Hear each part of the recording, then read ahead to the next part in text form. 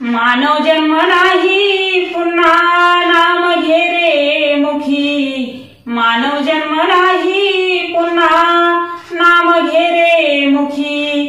मायारूपी संसारिया कोण झाला सुखी। मायारूपी संसारिया कोण झाला सुखी। किती आले किती गेले संसारी बुडाले।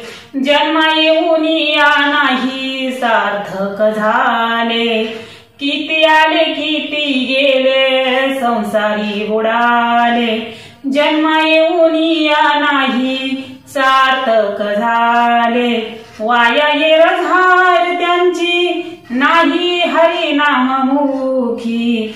वाया येर झार त्यांची नाही हरी नाममुखी।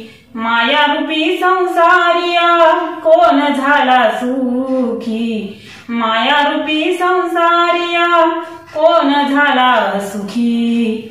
संसाराची माया देते क्षणक्षणी दुःख।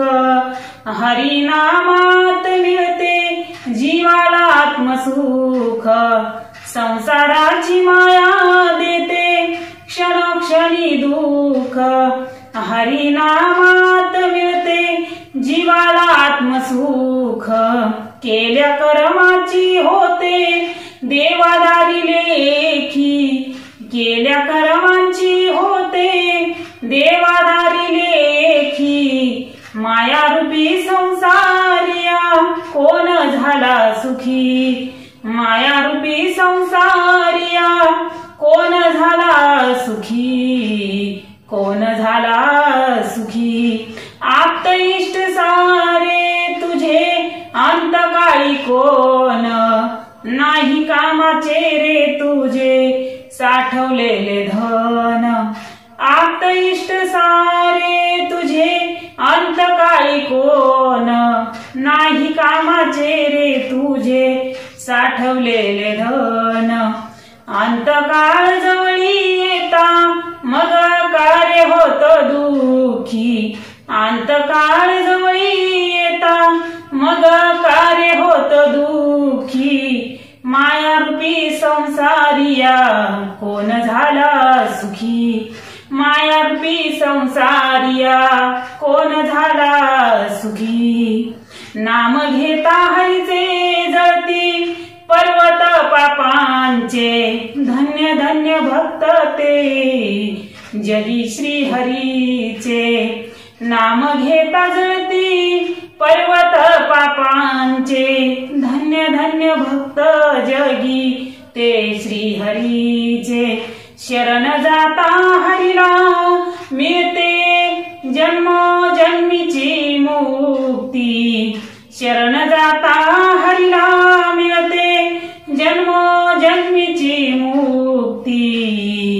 मायारूपी संसारात कोण झाला सुखी। मायारूपी संसारात कोण झाला सुखी। मानव जन्म नाही पुन्हा नाम घे रे मुखी। मानव जन्म नाही पुन्हा नाम घे रे मुखी। मायारूपी संसारिया कोण झाला सुखी। मायारूपी संसारिया कोण झाला सुखी। मायारूपी संसारिया कोण झाला सुखी। नमस्कार, हे माझे स्वरचित गीत आहे आणि हे गीत रचण्यामागचा एकच हेतू आहे की ह्या धर्तीवर जे जे कोणी जन्माला आले ते ज्यांनी ईश्वराचं नामस्मरण केलं, ईश्वराची भक्ती केली ते ह्या धर्तीवर धन्य झाले। अशी कितीतरी उदाहरणं आहेत। म्हणून ह्या संसाररूपी मायेमध्ये माणसानं पूर्णपणे अडकून राहू नये। संसार करता करता ईश्वराचं नामस्मरण करणं देखील खूप गरजेचं आहे। आणि त्याशिवाय ह्या जीवाला, ह्या देहाला जन्म मरणाच्या ह्या भोवऱ्यातून सुटका मिळत नाही। त्यासाठी सर्वांनी ईश्वराचं नामस्मरण करणं हे खूप गरजेचं आहे। आणि त्या नामस्मरणातूनच माणसाचं पाप पुण्य हे ईश्वराच्या दारी त्या पाप पुण्याची वजाबाकी होते, कारण तुमच्या नामस्मरणाचा जोर इतका आहे की तुमचे अथांग पापांचे पर्वत सुद्धा जळून जातात. एवढेच मला ह्या व्हिडिओच्या माध्यमातून सांगायचे आहे. व्हिडिओ आवडल्यास चॅनलला लाईक शेअर नक्की करा. धन्यवाद.